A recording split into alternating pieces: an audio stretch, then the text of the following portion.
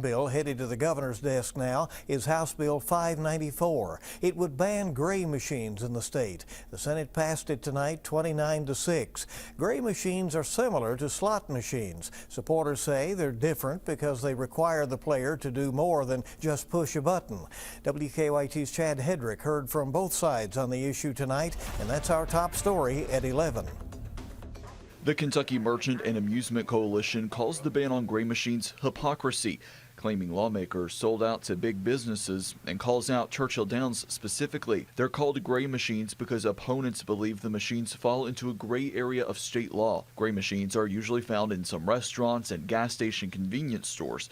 Critics say it turns those places into mini casinos. Opponents of the bill say they're more of a game of skill, not chance, like slot machines. Senate Majority Whip Mike Nelson said on the floor the bill reflects input from stakeholders in retail and entertainment, including horse racing tracks, places that would benefit from the sports wagering bill going through the General Assembly. The ban on gray machines was heard in committee Tuesday morning, and opponents showed up in droves. Meanwhile, supporters include Kentuckians Against Illegal Gaming say the bill, quote, protects Kentucky families and communities from the dangers of illegal gray machine gambling, adding it is another example of Kentucky lawmakers wisely, carefully, and deliberately debating the expansion of gaming and only doing so in the best interest of Kentuckians. Senate Minority Whip David Yates said while he voted yes, he has concerns about gambling revenue going to other states and would have preferred regulation over a ban.